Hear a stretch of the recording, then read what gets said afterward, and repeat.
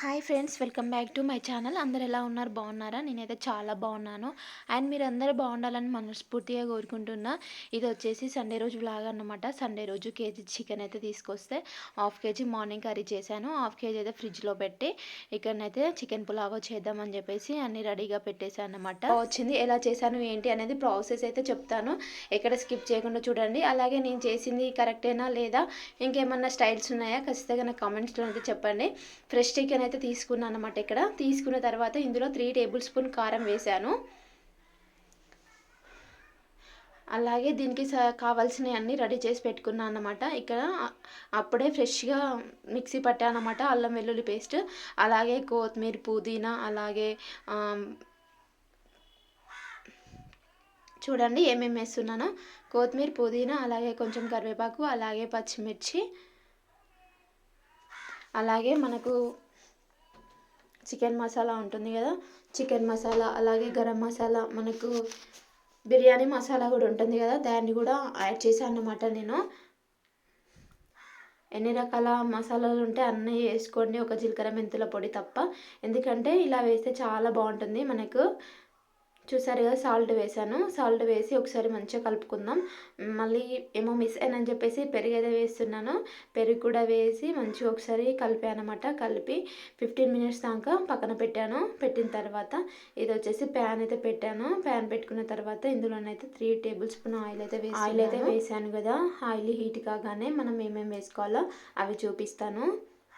చూసారుగా, ఆయిల్ అయితే హీట్ అయిపోయింది. ఇందులో 2 లవంగాలు, అలాగే దాల్చిన చెక్క, అలాగే ఆకు, బగారా ఆకు ఉంటుంది కదా, అదైతే వేసుకోండి. ఆయిల్ అయితే హీట్ అయిపోయింది. ఇప్పుడైతే కట్ చేసి పెట్టుకున్న ఆనియన్స్ వేసుకుందాం. పొడుగ్గా కట్ చేసుకోవాలండి, ఇవి చిన్న కట్ చేసుకోకూడదు. బిర్యానీకి ఇలా అంటేనే బాగుంటుంది. ఫస్ట్ టైం ట్రై చేశాను నేనైతే, సూపర్ అంటే సూపర్గా వచ్చింది. చూడండి, ఫస్ట్ అయితే ఆనియన్స్ వేసా, ఒకసారి కలుపుకోండి. బిర్యానీ చేద్దామని అనుకున్నా, కాకపోతే ఎట్లా వస్తుందో ఏమో, ఫస్ట్ అయితే ట్రై చేద్దామని చెప్పేసి పులావ్ అయితే చేశాను. చాలా అంటే చాలా బాగా వచ్చింది. మీరు ఎప్పుడైనా ట్రై చేశారా? అలాగే మీకు బిర్యానీ ఇష్టమా, పులావ్ ఇష్టమా ఖచ్చితంగా నాకు కామెంట్స్లో చెప్పండి. ఆనియన్స్ అయితే ఇక్కడ మంచిగా ఫ్రై అయిపోతున్నాయి.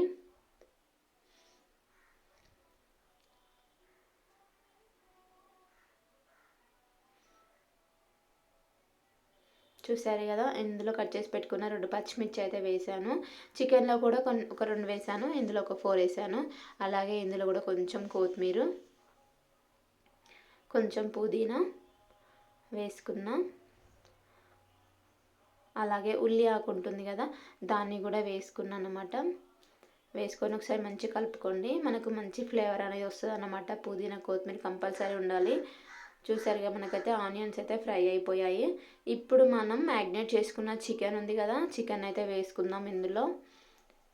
చికెన్ అయితే ఒక 15 మినిట్స్, వీలైతే 30 మినిట్స్ ఉంచుకున్నా బాగుంటుంది అన్నమాట. మనకు చికెన్ అనేది మంచిగా పర్ఫెక్ట్గా కుక్ అయిపోతుంది అన్నమాట. నేనైతే 15 మినిట్సే ఉంచాను. ఉంచిన తర్వాత ఇందులోనైతే వేస్తున్నా. చూడండి, వేసి మళ్ళీ ఒకసారి ఈ విధంగా కలుపుకోండి.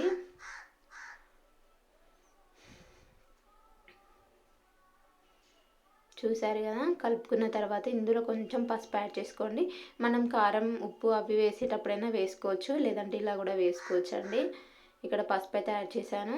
యాడ్ చేసిన తర్వాత చూడండి, ఒక 10-15 మినిట్స్ తర్వాత ఇలా ఒకసారి చూసి కలుపుకోండి. మనకు ఆయిల్ అనేది సపరేట్ అవ్వాలి. సపరేట్ అయితేనే మనకు చికెన్ అనేది కుక్ అయిందన్నమాట. ఆయిల్ అనేది సపరేట్ అయ్యేదాకా కుక్ చేసుకోవాలి. చేసుకున్న తర్వాత మనం టమాటాలను కూడా కట్ చేసుకున్నాం కదా, ఒక 2, వాటిని మంచిగా గ్రైండ్ చేసుకోవాలి. గ్రైండ్ చేసుకున్న తర్వాత ఆ మిశ్రమాన్ని అయితే ఇందులో వేయాలి.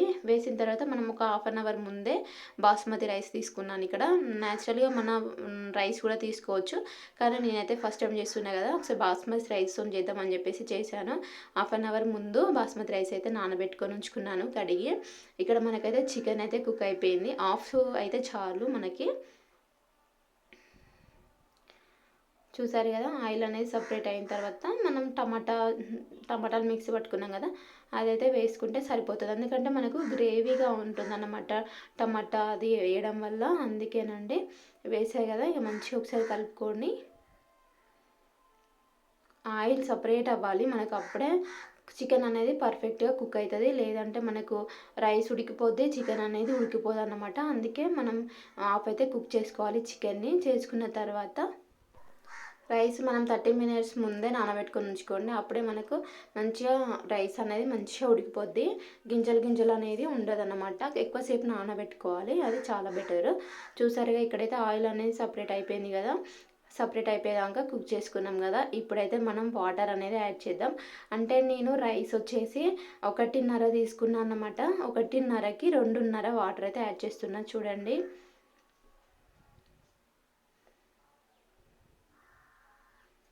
కొంచెం పులావ్ కాబట్టి కొంచెం ఎక్కువనే తీసుకుంటే బెటర్ అని నాకు తెలిసి అయితే.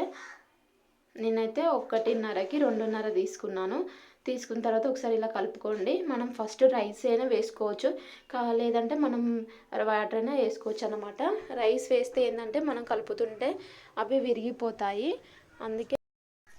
అందుకే నేను అక్కడ ఫస్ట్ వాటర్ వేసిన తర్వాత అవి మరుగుతాయి కదా, మరిగినప్పుడు రైస్ వేసాను. రైస్ వేసి ఒకసారి మంచిగా కలుపుకున్న తర్వాత ఒకసారి అయితే మూత పెట్టుకోండి. మూత పెట్టుకొని హై ఫ్లేమ్లోనే ఉంచండి మనం గ్యాస్ అనేది. ఒక 10 మినిట్స్ దాకా ఉంచుకుంటే మనకైతే పర్ఫెక్ట్గా కుక్ అయిపోతుంది. చూసారు కదా, ఇలా రాగానే మనం స్లిమ్లో ఉంచుకోండి, హై ఫ్లేమ్లో ఉండకుండా. స్లిమ్లో పెట్టుకుంటే మనకు మంచిగా పర్ఫెక్ట్గా కుక్ అయిపోతుంది. ఒకసారి మళ్ళీ మూత పెట్టుకోండి. మూత పెట్టుకున్న తర్వాత ఇక చూడండి ఈ విధంగా వచ్చింది. ఏంటి గిన్నె చేంజ్ అయిపోయిందని చూస్తున్నారా? ఏం లేదండి, నాకైతే ఆ గిన్నె కొంచెం పలసగా ఉంది కదా, కొంచెం అడగంటుంది అని చెప్పేసి మళ్ళీ ఇందులోనైతే వేసాను. వేసి దీని మీద అయితే కొత్తిమీర అయితే చల్లి కొంచెం లెమన్ కూడా చల్లాను అనమాట. చల్లిన తర్వాత ఫైనల్లీ ఇక్కడనైతే ప్లేట్లో వేసుకొని తింటున్నా. సూపర్ అంటే సూపర్ ఉంది టేస్ట్. నేనైతే అసలు ఎక్స్పెక్ట్ చేయలేదు అనమాట ఇంత బాగా వస్తుందని. ఎందుకంటే మనం టమాటా వేసాం కదా, చాలా గ్రేవీగా ఉంది. వీడియో నచ్చితే చిన్న లైక్ చేయండి.